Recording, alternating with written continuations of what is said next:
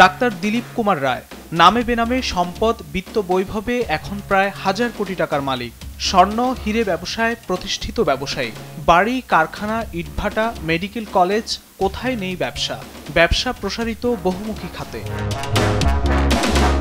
ফরিদপুর বোয়ালমারীর ধোপা পরিবারের সন্তান দিলীপ কুমার রায়ের উত্থানটা 80-র দশকে হোমিওপ্যাথি মেডিকেল কলেজের 4র্থ শ্রেণীর কর্মচারী হিসেবে। করেন রাজনীতিও। ডিপ্লোমা করেই হয়ে যান ডাক্তার দিলীপ কুমার। আউটডোর চিকিৎসক ওপিডি থেকে 2008 সালের পর আবাসিক চিকিৎসকের দরকার নেই, তাতেও জোরপূর্বক ভাগিয়ে নেন আরএমও পদ। ছাপোষা চিকিৎসক থেকে প্রভাবের 16 কলা পূর্ণ করে এক লাফে বসেন হোমিও বোর্ডের চেয়ারম্যান পদে। তিনি তার পদ পদবি এবং রাজনৈতিক পরিচয় দিয়ে তিনি হোমিওপ্যাথিক বোর্ডের চেয়ারম্যান হয়েছেন।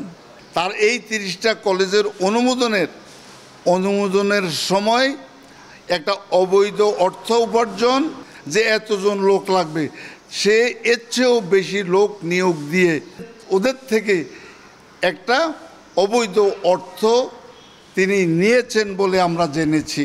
3 বছর মেয়াদী বোর্ড হলেও ডাক্তার দিলীপের চেয়ারম্যান পদের মেয়াদ আজও সদরূপে বহাল। প্রথমেই নিজ নামে ফরিদপুর বোয়ালমারীতে প্রতিষ্ঠা করেন ডাক্তার দিলীপ রায় মেডিকেল কলেজ হাসপাতাল। এখানে নিয়ম নীতির তোয়াক্কা না করেই সরকারি অনুদান 4 দফায় নেন 1 কোটি টাকারও বেশি। অভিযোগ আছে দেশের বিভিন্ন মেডিকেল কলেজে মোটা অঙ্কের বিনিময়ে সরকারি অনুদান বরাদ্দ দিতেন চেয়ারম্যান দিলীপ কুমার। দিলীপ কুমার হোমিও বোর্ডের চেয়ারম্যান হয়ে বোর্ডের অধীনস্থ এই হোমিওপ্যাথি মেডিকেল কলেজ হাসপাতালের সরকারি বেতনভোগী আবাসিক চিকিৎসকের চাকরি করেন। তবে এখানেও রয়েছে বিস্তর অনিয়ম। একদিনের জন্য হাসপাতালটিতে যাননি, করেননি হাজিরা খাতায় স্বাক্ষর। তবে বছরের পর বছর মাসিক 55,000 টাকা নিয়েছেন। শুধু তাই নয়, প্রভাব দেখিয়ে টানা 2 বছরের জন্য বেতনভুক্ত ছুটিও নেন। সরকারি চাকরির বয়সসীমা সর্বোচ্চ 35 বছর। এই নিয়ম মেনে হোমিওপ্যাথি বোর্ডে প্রধান পরীক্ষা নিয়ন্ত্রক পদে নিয়োগের বিজ্ঞাপনও দেয়া হয়। কিন্তু 46 বছর বয়সী ডাক্তার শহীদুল ইসলামকে নিয়ম ভঙ্গ করে চাকরি দেন ডাক্তার দিলীপ। পরে মন্ত্রণালয় নিয়োগে অনুমতি না দেয়া সত্ত্বেও পরীক্ষা নিয়ন্ত্রককে বহাল তবিয়তে রেখে দেন। এছাড়া সহকারী কন্ট্রোলার পদে তারিকুজ্জামান সোহেল নামের একজনকে চাকরি দেওয়ার কথা বলে তাকে 7 বছর ধরে বোর্ড থেকে 30,000 টাকা বেতন দেওয়া হয়। কিন্তু মন্ত্রণালয় বেঁকে বসায় সহকারী কন্ট্রোলার পদ তৈরি করতে না পেরে তারিকুজ্জামানকে বিদায় দিতে হয়। অভিযোগ আছে হোমিওপ্যাথি বোর্ড চেয়ারম্যান দিলীপ তার সময় সারা দেশে 27টিরও বেশি হোমিওপ্যাথি মেডিকেল কলেজের অনুমোদন দেন। এইসব কলেজে প্রয়োজনের অতিরিক্ত 20 থেকে 40 জন শিক্ষক কর্মচারীও নিয়োগ দেন। অভিযোগ আছে কলেজের অনুমোদন দিতে 20 লাখ ও শিক্ষক কর্মচারী নিয়োগে 2 থেকে 7 লাখ টাকা লেনদেন করেছেন ডাক্তার দিলীপ। এইসব অভিযোগ তদন্তে প্রমাণিত হলে মন্ত্রণালয় চিঠি দিয়ে ডাক্তার দিলীপ কুমার রায়কে নিয়োগ বদলি থেকে বিরত থাকার নির্দেশ দেন। শুধু তাই নয়, হোমিওপ্যাথি বোর্ডে মেম্বার নিয়োগেও অর্থ হাতিয়েছেন বলে অভিযোগ রয়েছে।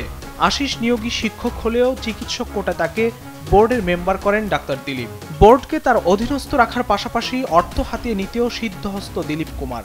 ওনার কলেজ দেওয়া বা ওনার নিয়োগ দেওয়া, বোর্ডের স্টাফ নিয়োগ, সমস্ত কিছুতেই ওনার অনিয়ম পাহাড় সমান। যেমন অনেকেই বলে এখানে কোটি কোটি টাকার বাণিজ্য হয়েছে। এই বাণিজ্য ছাড়া এগুলি কেন করবে? এবং উনি আসার পর থেকে আজ পর্যন্ত হোমিওপ্যাথিক একটা ধ্বংসের দ্বার প্রান্তে, খাদের কিনারায় দাঁড়ায় আছে। প্রত্যেকটা নিয়োগে থেকেই কেন দিয়েছে এটা আমরা হয়তো অবুঝার ইয়ে নেই, কারণ বড় অঙ্কের অর্থ লেনদেনের মাধ্যমে হয় এবং পাওয়ার অপব্যবহার করে আজকে সে বারবারই বোর্ডের চেয়ারম্যান এবং সামনে যে কাউন্সিলর আবারও সে পায়তারা চলছে যে আবারও সে পূর্ণাঙ্গ টিম নিয়ে চলে আসার জন্য আমাদের হোমিওপ্যাথিকে ধ্বংসের ধার প্রান্তে নিয়ে চলে।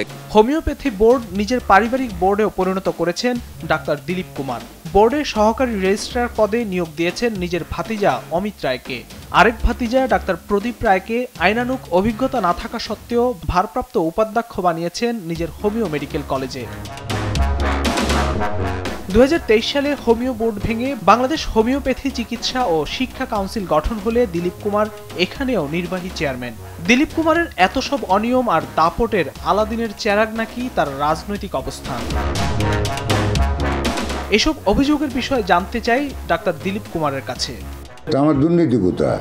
হোমিওপ্যাথি বোর্ডের বাজেট হলো 4 কোটি টাকা। তো যদি টাকা নিয়ে নিয়োগ দেয়, মাগনা দেয়, মেধায় দেয়, এটা তো ডিসি দেবে।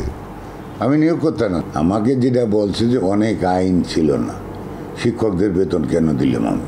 সেই কলেজে আমার ভাতিজা, তার যদি শিক্ষাগত যোগ্যতা ঠিক থাকে, তার লেখাপড়া ঠিক, 10 বছর হয়নি শিক্ষকতার অভিজ্ঞতা লাগে না তো, সে তো প্রভাষক।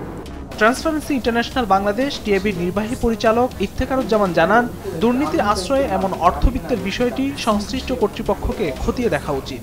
এই ধরনের উত্থানটা ঘটেছে, বিশেষ করে রাজনৈতিক প্রভাব, দলীয় রাজনৈতিক প্রভাব এখানে একটা মুখ্য ভূমিকা পালন করেছে। পুরো প্রাতিষ্ঠানিক প্রক্রিয়াকে এক ধরনের জিম্মি করে এই ঘটনাগুলো ঘটেছে। এবং এই ক্ষেত্রে যেহেতু দলীয় রাজনৈতিক প্রভাবের একটা সুনির্দিষ্ট তথ্য আছে, সেই কারণেই দুদক এটা এভাবে বিষয়টি নিয়ে যথাযথ প্রক্রিয়া অনুসরণ করতে ব্যর্থ হয়েছে কিনা, ঘাটতি সৃষ্টি করেছে কিনা, সেটাও কিন্তু দুদকেরও এই প্রশ্নের জবাব দেওয়ার জন্য দায়বদ্ধ বলে আমরা মনে করি। একই সঙ্গে রাজনৈতিক পরিচয়ে কোনো দুর্নীতি হলে সেই বিষয়টিও নজরে আনার তাগিদ দেন ডক্টর ইফতেখারুজ্জামান। ফখরুল ইসলাম, দেশ টিভি, ঢাকা।